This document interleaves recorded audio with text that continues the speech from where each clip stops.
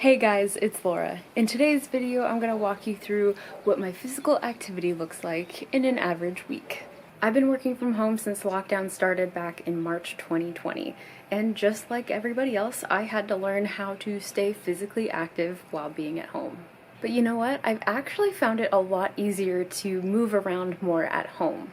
I would say at this point in time, I'm focused more on maintenance, but what I really want is to stay healthy and active. Something I've been trying to focus more on these days is where my energy level is at. So there are some days where I'm going to have lower energy and other days where it's higher energy. And I'll try and match my activities accordingly.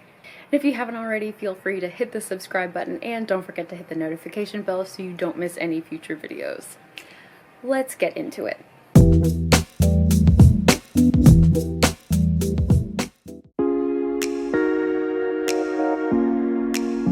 Let's start off with Monday. It's the start of the work week and my time is limited.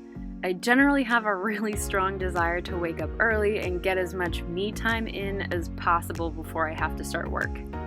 On this particular Monday, I woke up feeling fairly energized and went through my usual morning routine.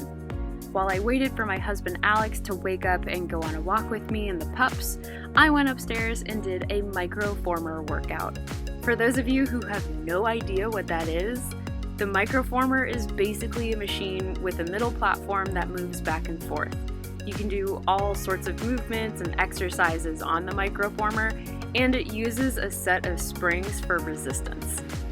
If you've ever taken a Lagree or Megaformer class, this is basically the at-home version. The movements are super slow and controlled, and there's also a balance component to them. And fun fact, this video is sped up. I'll bring it to normal speed so you can see just how slow these exercises are. I love doing these kinds of more low-impact workouts, particularly in the mornings.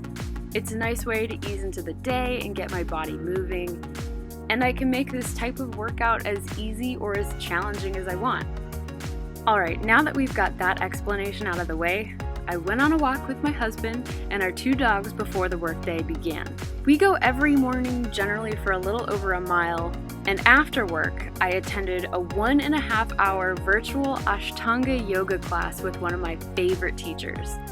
This style of yoga is pretty intense, and I was exhausted by the end of it.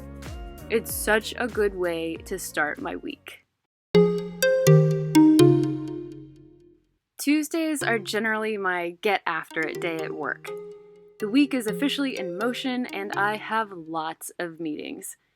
I'd consider my energy to be pretty neutral. I felt good, but I wasn't ready to run a marathon or anything. Not that I would ever run one. Not interested. So I started my day on Tuesday with a quick yoga practice before going on my morning walk. Nothing too crazy. And sure enough, I was pretty slammed with meetings and knew I was going to have to do a little extra work in the evening. I needed a mental break and managed to squeeze in a late afternoon workout. And I thought that it might be worth mentioning that the intention for this workout was to focus on legs.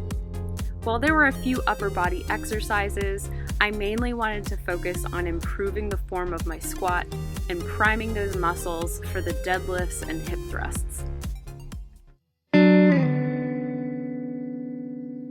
My energy level was a little lower on Wednesday, so I decided to take an active recovery day. Alex and I took a longer walk than usual in the morning, and I decided to go for a more leisurely bike ride after work. Low effort, low key, and happy that I got to spend lots of time outside. The active recovery day I took on Wednesday was exactly what I needed. I felt great on Thursday. In the morning, I did some light stretching and I went on my usual walk. Sure enough, I had to work a little later than I would have liked, and I was itching to get a solid workout in. As you can tell, I got started later than usual, but I was on fire. It's pretty clear, but this workout was all about upper body. I like starting out with pull-ups because 1, they're the hardest part of the workout and I need all the energy I can get. 2, I get them out of the way early. I love being able to do them, but pull-ups wipe me out. And 3, they warm up my muscles for the rest of my workout. And I also really like using that long resistance band to get more reps in when I'm wearing out. You might not know this about me, but I love listening to metal. And if you combine Lamb of God, which is one of my favorite metal bands of all time, with working out, I am a force of nature. I had so much fun and everything felt really good.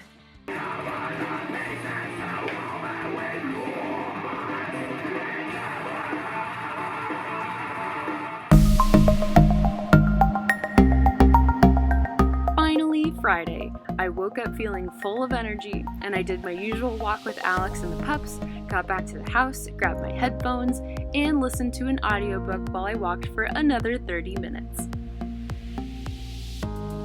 I ended up finishing everything I had needed to get done a few hours early, so I went outside in the backyard and slacklined and did some yoga, handstands, and mobility work.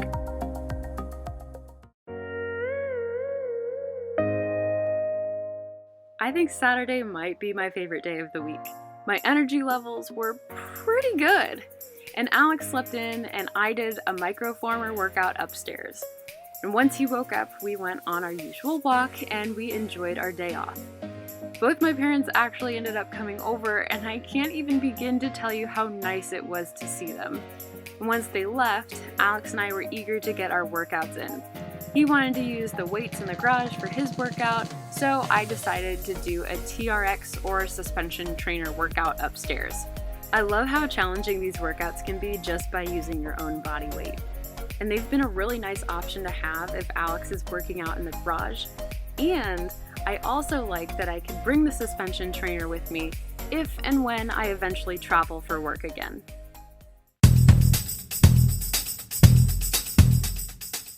Sunday fun day! I woke up feeling amazing. The weather wasn't great, but we ended up taking a nice long walk and ran a bunch of errands in town. Once we got back that afternoon, I rode my bike for nearly 2 hours and enjoyed every minute of it.